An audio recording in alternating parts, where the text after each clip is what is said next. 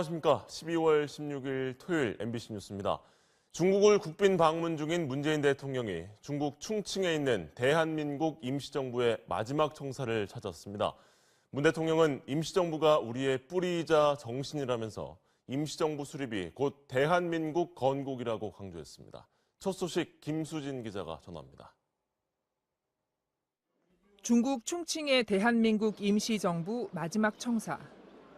일제 타도의 결전을 준비하던 김구 주석 등 임시정부 요인들과 광복군 용사들의 숨결이 남아있는 이곳을 대한민국 대통령으로서는 처음으로 문재인 대통령이 방문했습니다. 김구 선생 흉상에 헌화하고 묵념한 문 대통령은 청사를 둘러보고 독립유공자 후손들과 만났습니다. 이 자리에서 문 대통령은 대한민국은 임시정부의 법통을 계승하고 있음을 다시 한번 분명히 한 뒤 임시정부 수립이 대한민국 건국이며 3.1운동과 임정수립 100주년인 2019년은 곧 대한민국 건국 100주년이 된다고 강조했습니다. 정말 여기 와서 보니 좀 가슴이 메입니다. 우리가 역사를 제대로 기억해야 나라도 미래가 있다고 생각합니다. 일각의 건국절 논란에 다시 한번 쐐기를 박은 언급으로 보입니다. 이어 문 대통령은 중국의 유력한 차세대 지도자로 거론되는 충칭시 천민월 당서기와 오찬 회동을 갖고 광복군 총사령부 유적지 복원에 합의했습니다. 또 중국을 중심으로 거대 경제권을 구축하려는 중국의 일대일로 구상과 우리 정부의 신북방, 신남방 정책의 연계 등 경제협력 방안을 적극적으로 모색하기로 했습니다. 현대자동차 충칭 공장을 방문해 현지 근로자들을 격려한 뒤 호텔로 돌아온 문재인 대통령은 운집한 충칭 시민들에게 손을 흔들어 답례했습니다. 문 대통령은 중국 일정을 마무리하고 오늘 밤 귀국합니다. MBC 뉴스 김수진입니다. 다음 뉴스입니다. 오랜만에 열린 유엔 안보리 회의에서 북한과 미국이 설전을 벌였습니다. 대화를 강조하던 미국의 틸러슨 장관이 다시 강경 발언을 했고 북한 자성남 대사도 가만히 있지 않았습니다. 강나림 기자의 보도입니다. 미국의 렉스 틸러슨 국무장관은 연설문 초안에 있던 조건 없는 대화 문구를 빼버렸습니다. 대신 비핵화가 이뤄질 때까지 제재를 계속하겠다며 다시 백악관과 발언 수위를 맞췄습니다. Sustained cessation of North Korea's threatening behavior must occur before talks can begin. 몸을 뒤로 젖힌 채 굳은 표정으로 듣고 있던 북한 자성남 대사는 곧바로 반발했습니다. Our possession of nuclear weapons was an individual self-defensive measures of defend our sovereignty and rights of existence. 이에 다시 발언권을 신청한 틸러슨 장관은 더 적나라한 표현으로 북한을 비판했습니다. And that is the Kim regime in North Korea. They alone are responsible for these tensions. 긴장감 도는 설전. 하지만 회의장 밖에서 틸러슨 장관은 기자들에게 대화 채널은 열려 있고 북한도 어느 문으로 와야 할지를 알고 있다며 여전한 대화 기조를 강조했습니다. 틸러슨 장관이 대화를 말하면 트위터로 시간 낭비라고 일축하던 트럼프 대통령도 이번에는 북한에 무슨 일이 일어나는지 지켜보겠다, 해결되기를 기대한다 정도로 발언 수위를 조절하고 있습니다. 강력한 대북 제재를 말하면서도 지속적으로 대화의 여지를 남기며 협상 테이블로 나오라고 요구하는 미국에 이제 북한이 답할 차례라는 해석이 나오고 있습니다. MBC 뉴스 강나림입니다. 요즘 한낮에도 기온이 영하권에 맴돌 정도로 매서운 추위가 계속되고 있습니다. 그런데 난방도 제대로 되지 않는 집에서 기본적인 생활권조차 위협받고 있는 아이들이 10명 중에 1명 정도라고 합니다. 공윤선 기자가 그 가족들을 만나봤습니다. 경기도의 한 공장지대.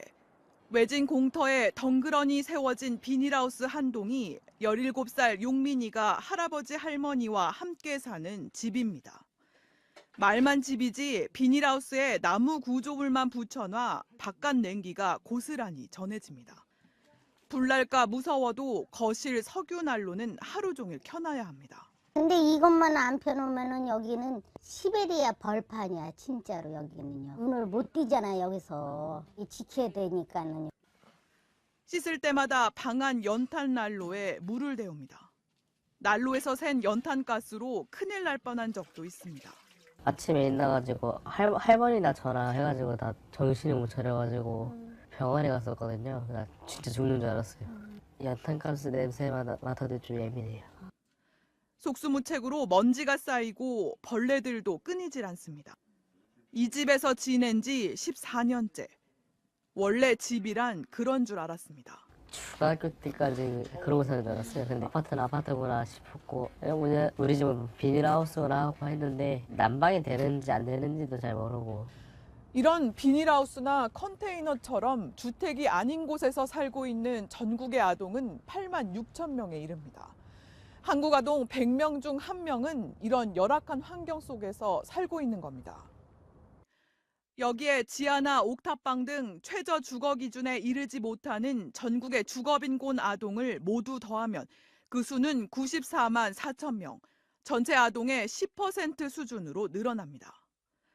열악한 주거 환경은 아동의 신체적, 정서적 발달에 악영향을 끼칠 수밖에 없습니다.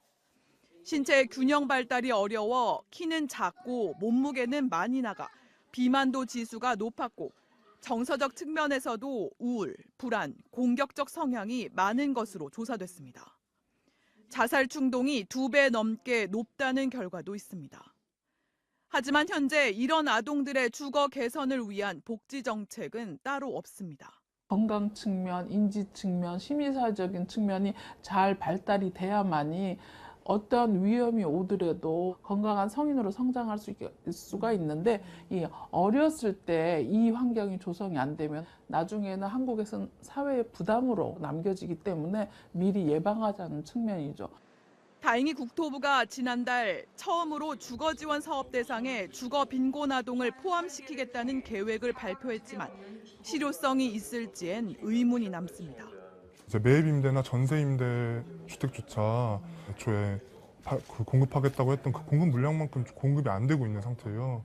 그래서 더더욱 이 주거 취약계층 주거 지원 사업으로 가는 포션은 더 적을 수밖에 없는 상태인 거죠. 용민인의 비닐하우스 집에는 올해도 차가운 겨울바람이 스며듭니다. MBC 뉴스 공윤선입니다. 동태, 생태, 북어 이렇게 다양한 이름으로 불리는 명태 한 해 소비량은 23만 톤입니다. 국내 생선 소비량 1위의 국민 생선이지만 사실 대부분은 러시아산인데요. 명맥이 끊긴 국산 명태를 되살리기 위해서 올해부터 양식으로 키운 어린 명태를 대규모로 방류하는 사업이 시작됐습니다. 이기주 기자입니다. 명태 축제로 유명한 강원도 고성의 한 마을.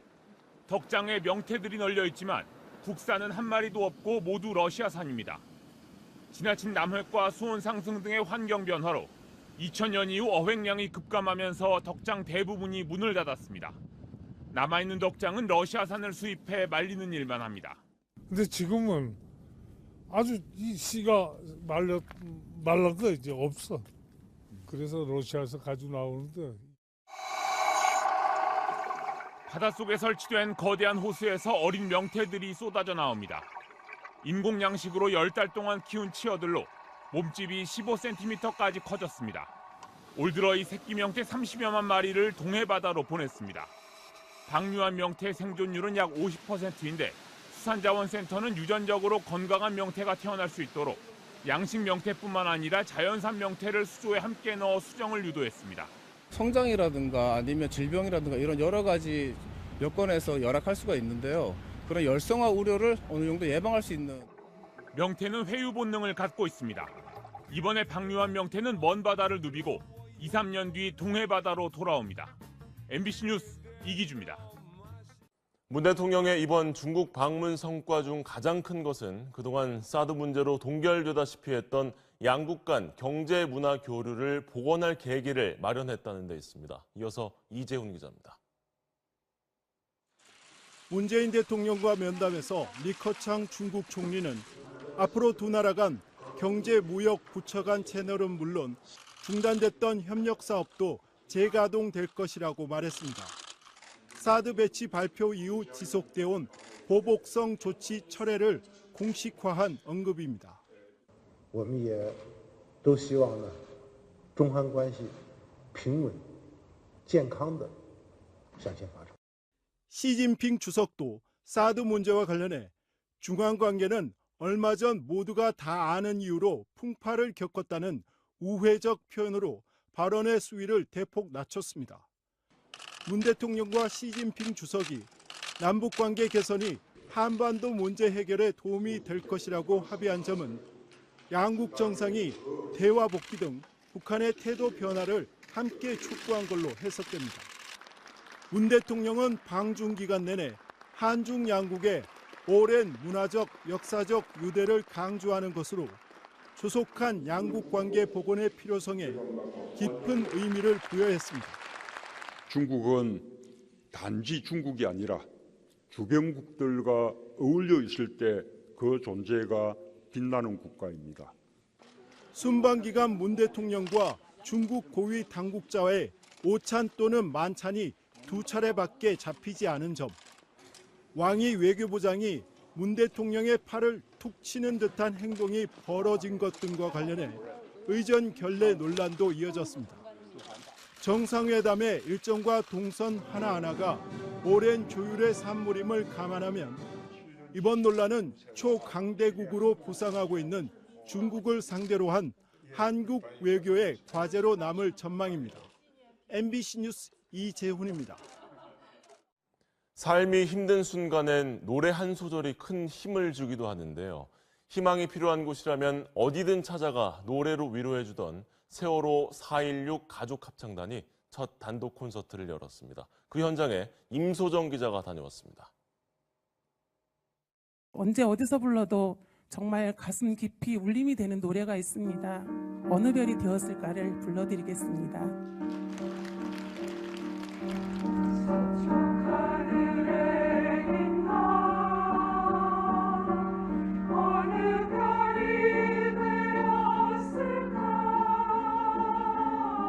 악보를 읽을 줄도 모른 채 무작정 따라 부른 노래. 그때는 뭐라도 해야겠다는 생각뿐이었습니다. 아무리 힘들고 슬퍼도 우리 예진이 마지막보다는 힘들겠냐 이런 생각으로 버틴 것 같아요. 세월호가 잊혀질까 걱정될 때면 노래는 기도와 다짐이 되어 아픈 마음을 어루만져 줬습니다.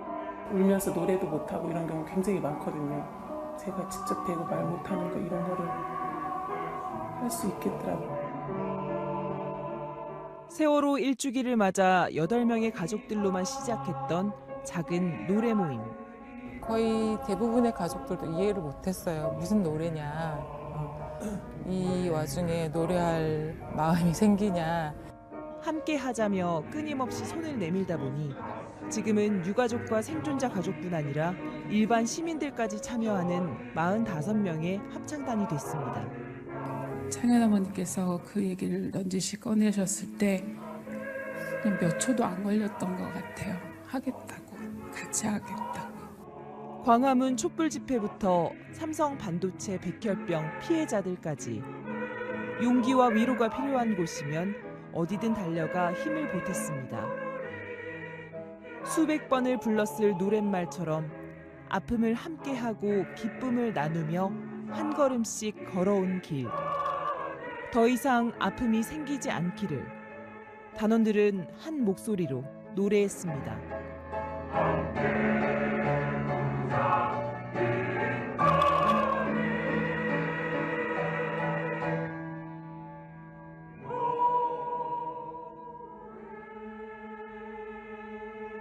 MBC 뉴스 임소정입니다.